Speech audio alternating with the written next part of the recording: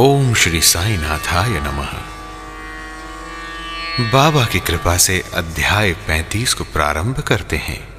मिटी शंका एक सेठ की, गृहस्थ का मिटा रोग, भोजन के भंडार भर गए, भक्तों का मिटा दुर्योग। इस अध्याय में काका महाजनी के मित्र और सेठ निर्बीज मुनक्के बांद्रा के एक गृहस्थ की अनिद्रा, बालाजी पाटिल निवासकर एवं बाबा का सर्प के रूप में प्रकट होने की कथाओं का वर्णन है। इस अध्याय में भी उदी का महात्म्य ही वर्णित है। इसमें ऐसी दो घटनाओं का उल्लेख है कि परीक्षा करने पर देखा गया कि बाबा ने दक्षिणा अस्वीकार कर दी। पहले इन घटनाओं का वर्णन किया जाएगा।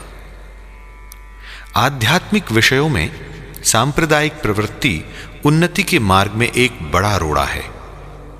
निराकारवादियों से कहते सुना जाता है, ईश्वर की सगुण उपासना केवल एक भ्रम ही है और संतगण भी अपने सदृश ही सामान्य पुरुष हैं।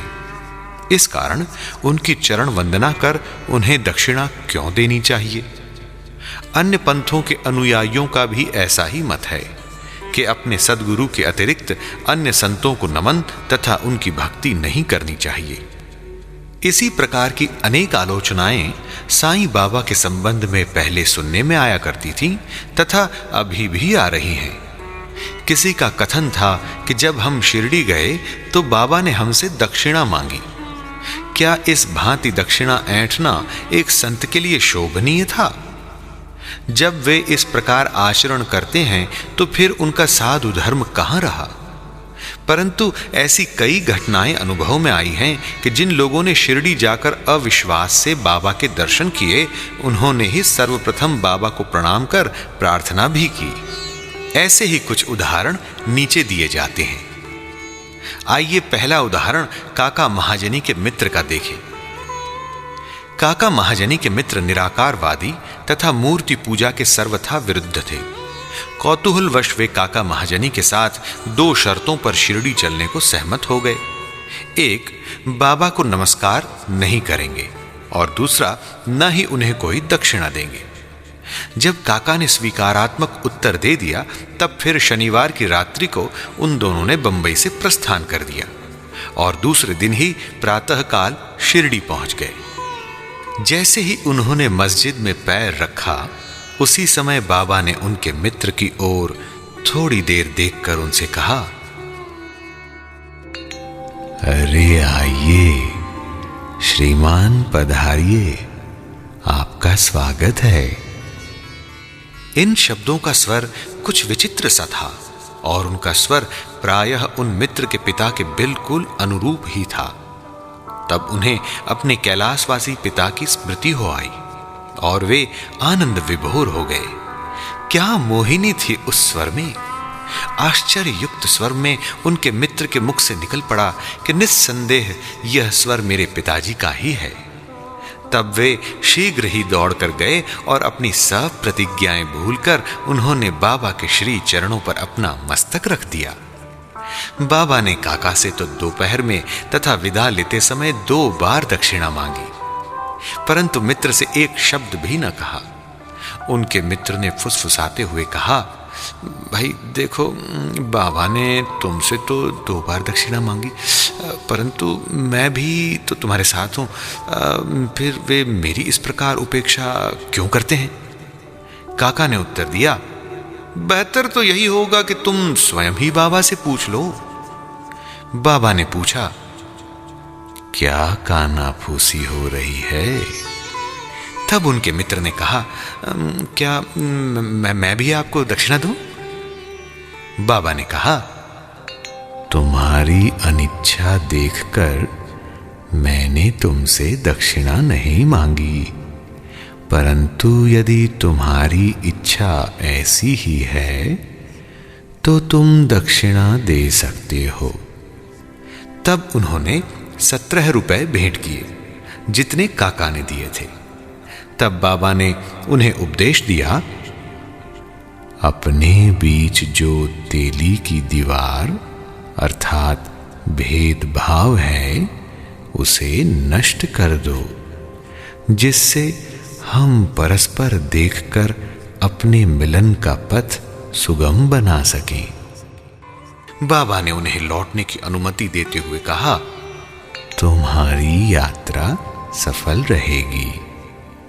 यद्यपि आकाश में बादल छाए हुए थे और वायु वेग से चल रही थी, तो भी दोनों सकुशल बंबई पहुंच गए। घर पहुंचकर जब उन्होंने द्वार तथा खिड़कियां खोली तो वहां दो मृत चमगादड़ पड़े देखे। एक तीसरा उनके सामने ही फुर्र करके खिड़की से उड़ गया।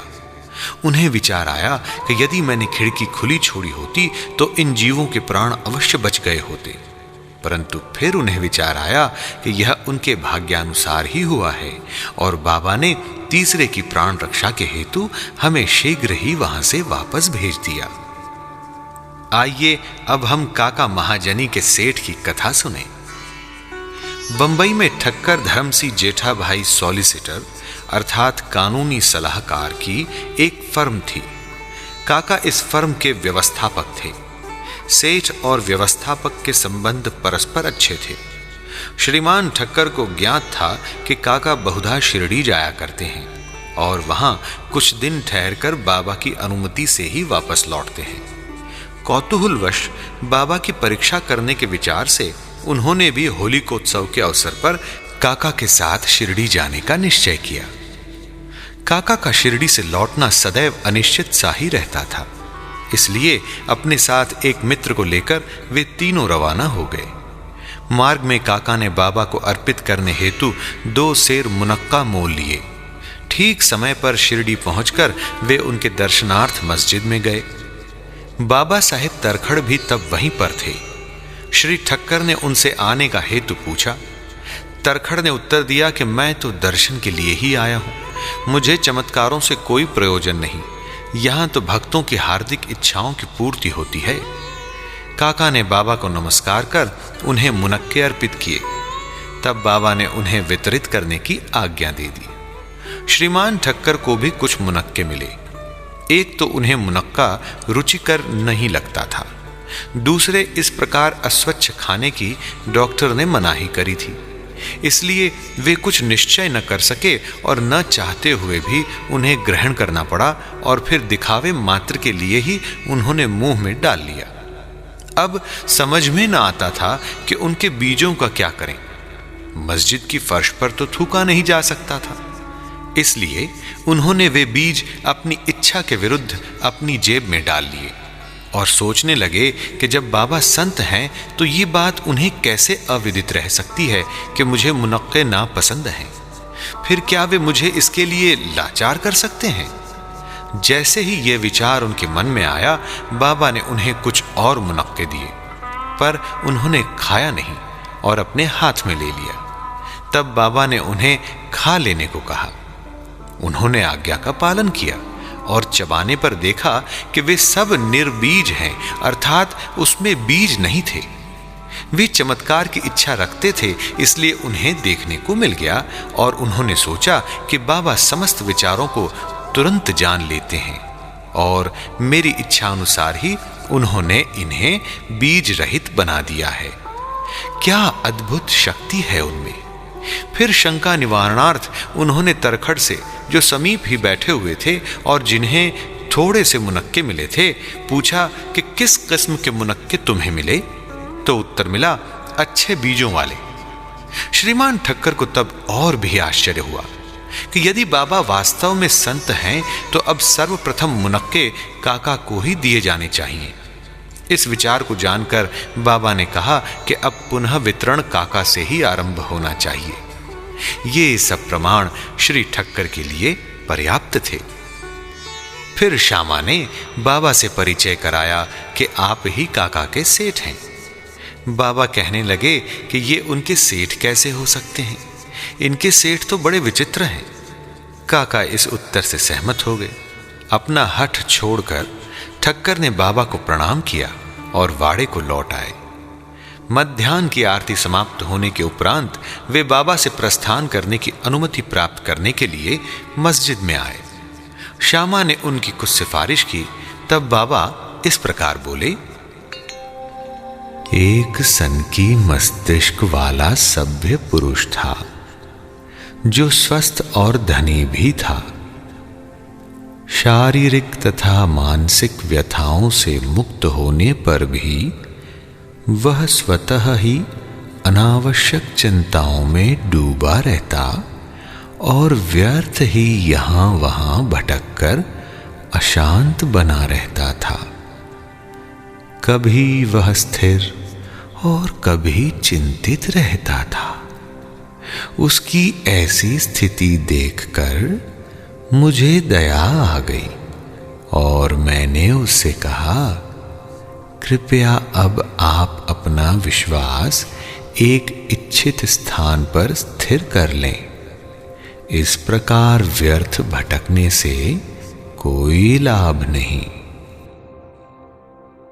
शीघ्र ही एक निर्दिष्ट स्थान चुन लो। इन शब्दों से ठक्कर की समझ में तुरंत आ गया कि यह सर्वथा मेरी ही कहानी है। उनकी इच्छा थी कि काका भी हमारे साथ ही लौटें। बाबा ने उनका ऐसा विचार जानकर काका को सेठ के साथ ही लौटने की अनुमति दे दी। किसी को विश्वास न था कि काका इतने शीघ्र शिरडी से प्रस्थान कर सकेंगे। इस प्रकार ठक्कर को बाबा द्वारा विचार जानने का एक और प्रमाण मिल गया। तब बाबा ने काका से 15 रुपए दक्षिणा मांगी और कहने लगे, यदि मैं किसी से 1 रुपया दक्षिणा लेता हूं तो उसे 10 गुना लौटाया करता हूं। मैं किसी की कोई वस्तु बिना मूल्य नहीं लेता और न तो प्रत्येक से मांगता ही हूं। जिसकी ओर फकीर इंगित करते हैं उससे ही मैं मांगता हूं, और जो गत जन्म का ऋणी होता है उसकी ही दक्षिणा स्वीकार हो जाती है। दानी देता है और भविष्य में सुंदर उपज का बीजारोपण करता है। धन का उपयोग धर्मोपार्जन के निमित्त ही होना चाहिए। यदि धन व्यक्तिगत आवश्यकताओं में व्यय किया गया तो यह उसका दुरुपयोग है। यदि तुमने पूर्व जन्मों में दान नहीं दिया है तो इस जन्म में पाने की आशा कैसे कर सकते हो? इसलिए यदि प्राप्ति की आशा रखते हो तो अभी दान करो। दक्षिणा देने से वैराग्य की वृद्धि होती है और वैराग्य प्राप्ति से भक्ति और ज्ञान बढ़ जाते हैं। 1, 2 और 10 गुना लो। इन शब्दों को सुनकर श्री ठक्कर ने भी अपना संकल्प भूलकर बाबा को 15 रुपए भेंट किए। उन्होंने सोचा कि अच्छा ही हुआ जो मैं शिरडी आ गया। यहां मेरी सब शंकाएं नष्ट हो गईं और मुझे बहुत कुछ शिक्षा प्राप्त हो गई। ऐसे विषयों में बाबा की कुशलता बड़ी अद्वितीय थी। यद्यपि वे सब कुछ करते थे, फिर भी वे इन सब से अलिप्त रहते थे। नमस्कार करने या न करने वाले दोनों ही उनके लिए एक समान थे। उन्होंने कभी किसी का अनादर नहीं किया। यदि भक्त उनका पूजन करते तो इसमें उन्हें न कोई प्रसन्नता होती, और यदि कोई उनकी उपेक्षा करता तो न कोई दुख ही होता। वे सुख और दुख की भावना से परे हो चुके थे। आइए अब एक कथा सुने अनिद्रा की। बांद्रा के एक महाशय कायस्थ प्रभु बहुत दिनों से नींद न आने के कारण अस्वस्थ थे। जैसे ही वे सोने लगते, उनके स्वर्गवासी पिता स्वप्न में आकर उन्हें बुरी तरह गालियां देते हुए दिखने लगते थे। इससे निद्रा भंग हो जाती और वे रात्रि भर अशांति महसूस करते थे। हर रात्रि को ऐसा ही होता था, जिससे वे किंग कर्तव्य विमूढ़ हो गए। एक दिन बाबा के एक भक्त से उन्होंने इस विषय में परामर्श किया। उसने कहा कि मैं तो संकट मोचन सर्व पीड़ा निवारणी उदी को ही इसकी रामबाण औषधि मानता हूं। जो शीघ्र ही लाभदायक सिद्ध होगी। उन्होंने एक उदी की पुड़िया देकर कहा कि इसे शयन के पूर्व माथे पर लगाकर अपने सिरहाने रखो। फिर तो उन्हें निर्विघ्न प्रगाढ़ निद्रा आने लगी। यह देखकर उन्हें महान आश्चर्य और आनंद हुआ। यह क्रम चालू रखकर वे अब साईं बाबा का ध्यान करने लगे। बाजार से उनका एक चित्र लाकर उन्होंने अपने सिरहाने के पास लगाकर उनका नित्य पूजन करना प्रारंभ कर दिया। प्रत्येक गुरुवार को वे हार और नैवेद्य अर्पण करने लगे। वे अब पूर्ण स्वस्थ हो गए और पहले के सारे कष्टों को भूल गए। आइए अब हम सुनते हैं बालाजी पाटिल नेवासकर की कथा। ये बाबा के परम भक्त थे। ये उनकी निष्काम सेवा किया करते थे। दिन में जिन रास्तों से बाबा निकलते थे उन्हें वे प्रातः काल ही उठकर झाड़ू लगाकर पूर्ण स्वच्छ रखते थे। इनके पश्चात यह कार्य बाबा की एक परम भक्त महिला राधा कृष्ण माई ने किया और फिर अब्दुल ने। बालाजी जब अपनी फसल काटकर लाते तो वे सब अनाज उन्हें भेंट कर दिया करते थे। उसमें से जो कुछ बाबा उन्हें लौटा देते उसी से वे अपने कुटुंब का भरण पोषण किया करते थे। यह क्रम अनेक वर्षों तक चला और उनकी मृत्यु के पश्चात भी उनके पुत्र ने इसे जारी रखा। अब देखते हैं उदी की शक्ति और महत्व। एक बार बालाजी के श्राद्ध दिवस की वार्षिकी अर्थात बरसी के अवसर पर कुछ व्यक्ति आमंत्रित किए गए। जितने लोगों के लिए भोजन तैयार किया गया उससे तिगुने लोग भोजन के समय एकत्रित हो गए। यह देख श्रीमती नेवासकर किंग कर्तव्य विमूढ़ सी हो गई। उन्होंने सोचा कि यह भोजन सबके लिए पर्याप्त न होगा और कहीं कम पड़ गया तो कुटुंब की भारी अपकीर्ति होगी। तब उनकी सास ने उनसे सांत्वनापूर्ण शब्दों में कहा कि चिंता न करो, ये भोजन सामग्री हमारी नहीं, ये तो श्री साईं बाबा की है। प्रत्येक बर्तन में उदी डालकर उन्हें वस्त्र से ढक दो और बिना वस्त्र हटाए सबको परोस दो, वे ही हमारी लाज बचाएंगे। परामर्श के अनुसार ऐसा ही किया गया। भोजनार्थियों के तृप्तिपूर्वक भोजन करने के पश्चात भी भोजन सामग्री यथेष्ट मात्रा में शेष देखकर उन लोगों को महान आश्चर्य और प्रसन्नता हुई। यथार्थ में देखा जाए तो जैसा जिसका भाव होता है उसके अनुकूल ही अनुभव प्राप्त होता है। ऐसी ही घटना मुझे प्रथम श्रेणी के उप न्यायाधीश तथा बाबा के परम भक्त श्री B.A. चौगुले ने बतलाई। फरवरी सन 1943 में करजत जिला अहमदनगर में पूजा का उत्सव हो रहा था। तभी इस अवसर पर एक बृहत् भोज का आयोजन हुआ। भोजन के समय आमंत्रित लोगों से लगभग 5 गुने अधिक भोजन के लिए आए, फिर भी भोजन सामग्री कम न हुई। बाबा की कृपा से सबको भोजन मिला, ये देख सबको आश्चर्य हुआ। आइए अब हम अंतिम कथा इस अध्याय की सुने, साईं बाबा का सर्प के रूप में प्रकट होना।